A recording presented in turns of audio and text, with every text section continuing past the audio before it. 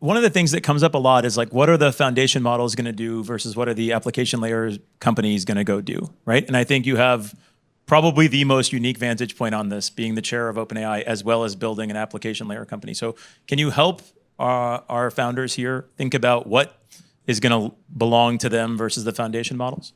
Yeah, I'll say strong opinion loosely held on this. So I think there's really three big markets that I see, and I'll end with the one I think is the most exciting.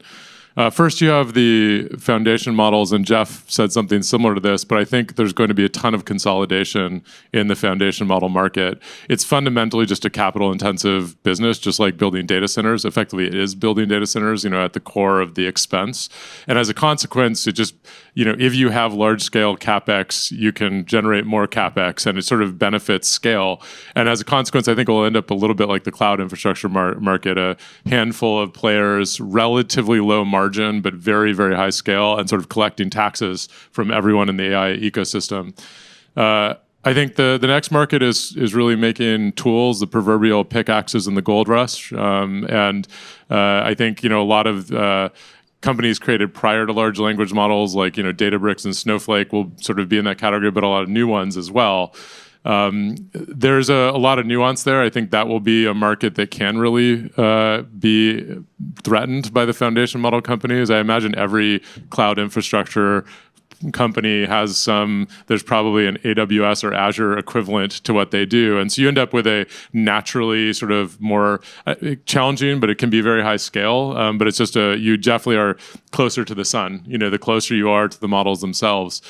And then there's the applied AI market, and I actually think this will manifest its form as agents. There's companies like Harvey that make an agent for the legal profession. There's companies like Sierra that make it for customer experience.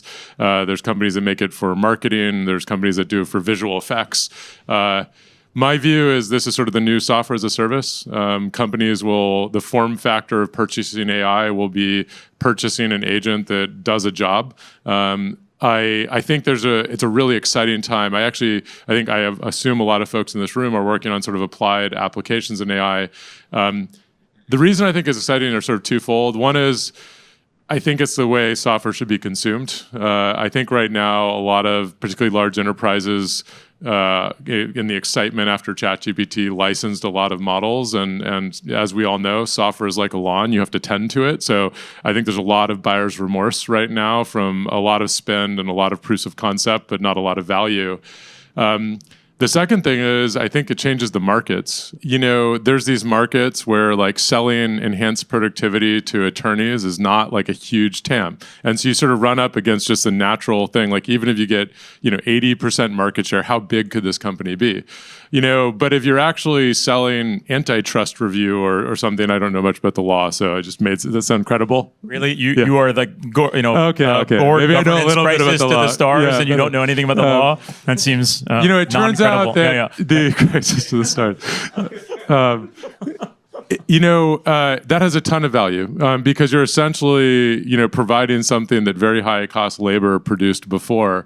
And as a consequence, I think if you look at the total addressable market of, all these vertical specific, domain specific agents, the market is gigantic. And actually, it's interesting. If you look at the public markets, if you look at the top, 5 software companies that dominate the S&P 500, that dominate the stock market, none of them are sort of pure play software as a service companies. Obviously, Microsoft has some enterprise software. Amazon has AWS, but they're infrastructure companies. They're consumer. And if you look at the software as a service companies, ServiceNow, Salesforce, SAP, Oracle, they're all sort of in that sort of $200 to $300 billion market cap range.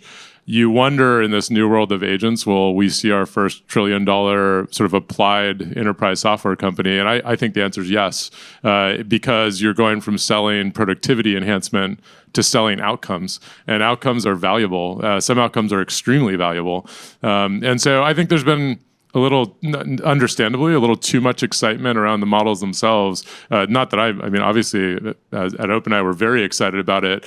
But as an entrepreneur, I think that it's sort of the pickaxes are obvious, but actually the value is elsewhere in my mind. I think the value is taking this amazing next generation technology, solving a very valuable business problem that was high cost before, and selling something valuable for an order of magnitude less money than the current cost is really fucking easy.